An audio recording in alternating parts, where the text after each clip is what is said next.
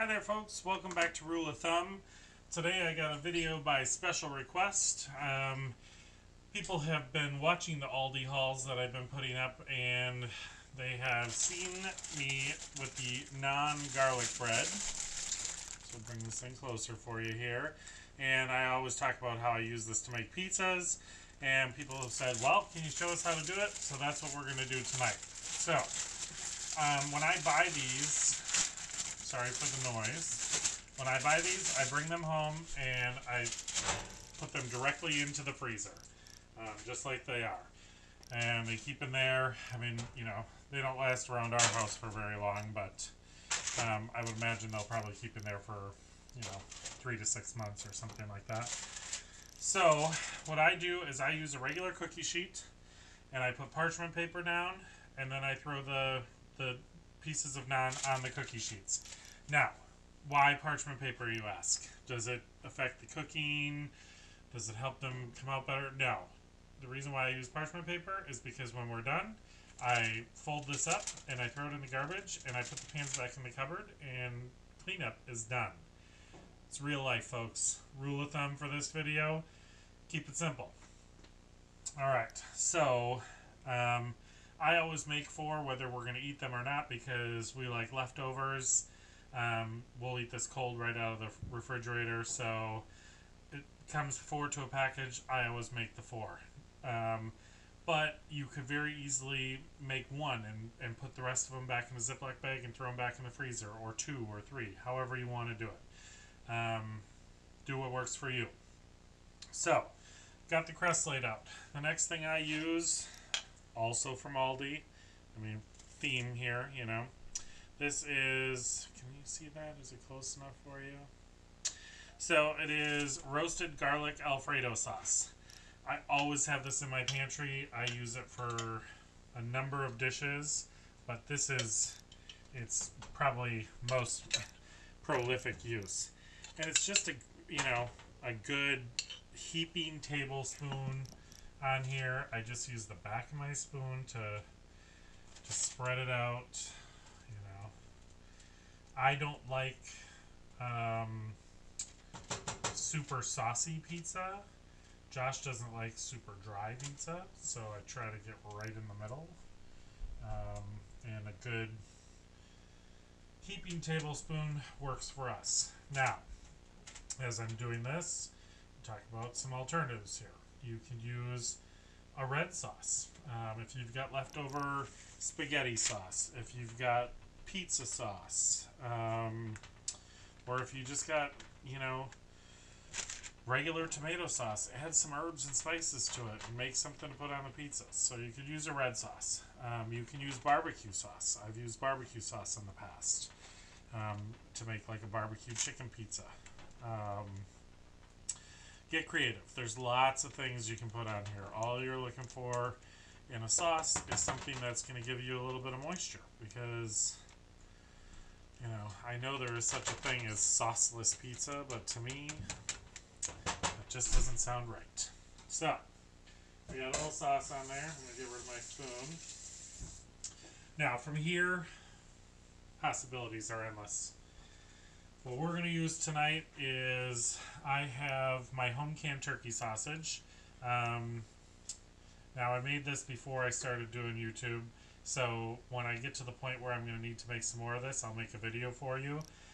This is out of a newer book that has come on the market. It's called The Complete Guide to Pressure Canning.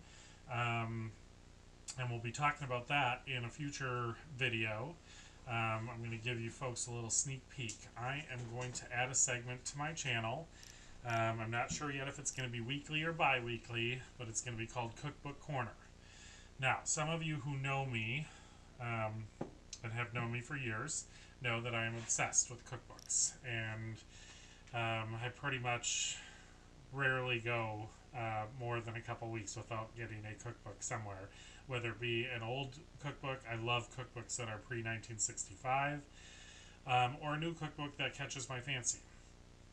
So I have a sizable cookbook collection, so I've decided I'm going to do what's called Cookbook Corner, and I'm going to sit down and we're going to talk about a cookbook or a couple cookbooks In each one of these segments, I'm going to go through, I'm going to talk about the pros and cons of the cookbook, why I got it, how easy is it to cook from the cookbook, things I like about the author, things I like about the recipes, and we're really going to break it down so that you can get a good idea of whether or not it might be a cookbook that you might like to try. Because what I find is when I'm looking at cookbooks online, the preview is never complete enough for me to be able to see if I really would enjoy the cookbook. So I often have to either go out to the library and see if they have it there, or go to a Barnes & Noble and see if they have it there, so I can kind of thumb through it first. So I'm going to try and be the thumb through for you. So that's going to be coming up in the future. Comment down below and let me know if that's something you'd be interested in. I hope it is. I think we're going to have fun with it. So I have the home canned turkey sausage. I just opened the jar and brown this up in the pan a little bit. You don't even really need to do that. You could take it right out of the jar and put it on the pizza. I just, that's what I felt like doing tonight. I've got some green olives that I got from Aldi. They were like green olives stuffed with blue cheese. I just sliced those up quick. I have a can of mushrooms from Aldi. Yes, I have home canned mushrooms, but I had some of these on the shelf that I wanted to use up, so I have those. I have Italian style shredded cheese and a little bit of black pepper.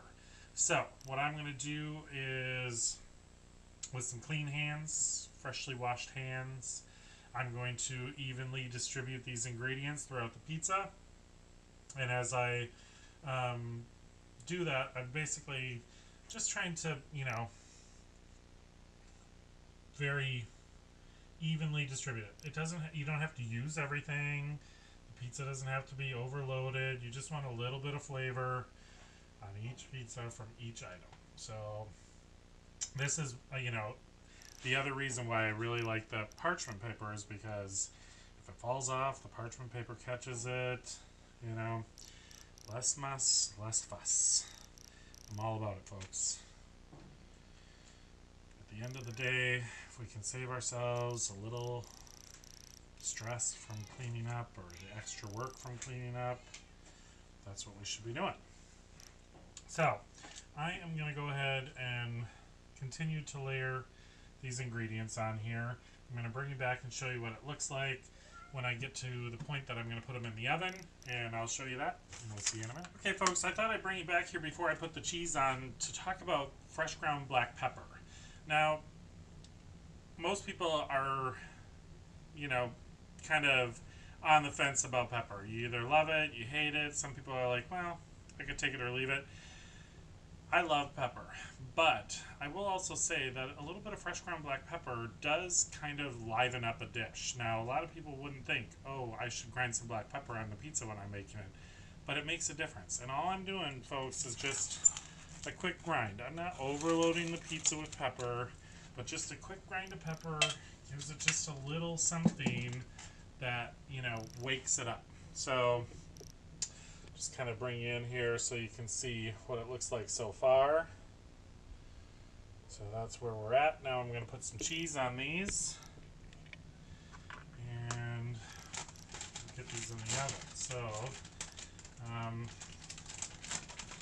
for the cheese, again, sky's the limit here. I use all different kinds of cheese. Sometimes I'll use Colby Jack, sometimes I'll use Italian, sometimes I use cheddar, sometimes I'll mix them up. I kind of like sometimes having like a white cheese and then a little bit of the cheddar on top, just to kind of differentiate, and I don't know, it just adds a little bit of zing to the pizza. But on this one, because I had that little bit of blue cheese in with the olives, I thought that would be the zing that we needed to set it apart. So, sorry my arm is in your way here, but I just wanted to bring you folks along here so you could see the process. Alright, so I think that's good. So you can see what these look like here. I'll go around and clean up a little bit of the cheese around the edges before I stick them in the oven. I had my oven preheating to 425. That is the temperature that works best in my oven. You could go up or down depending on your oven. Now, the way I do mine is I stick them in the oven. I set my timer for 10 minutes. I have one on kind of the middle rack and one level below the rack, like really close, one level below the middle, really close together. Set the timer for 10 minutes, and then I rotate them and I put them in for another 8 minutes, and that's usually perfect. So that's what we're going to do. I'm going to bring you back at the end when these are done and show you the result. Okay folks, we're back. These were in the oven for 20 minutes total, 10, and then I switched them and I went a full 10 the second time around. So I think you can see these here, but get you kind of an overhead shot here. I mean, just, you know, nicely browned on the top, perfect little pizzas, and I think they're going to taste delicious. So let's change positions here and I'll talk to you face to face. So this is how I use the Naan bread from Aldi. You've seen it many times in my Aldi haul. You know, this is what I use it for. I always have these stocked in my freezer. This is a pantry staple for me. In our house, we use these whenever we want to have a quick meal, because you can top it with anything you have on hand or in your refrigerator. I usually keep the turkey bacon in my freezer. I have turkey pepperoni in my drawer. I've got turkey sausage on my shelf. You know, so we always have olives, we always have mushrooms, we always have cheese, pizza. So I hope you like this video. I hope this is what you were looking for. If you did, please like, share, and subscribe. Comment below if you have any questions. I hope you enjoyed this video. As always, I hope you had a great day. Come back and see us soon.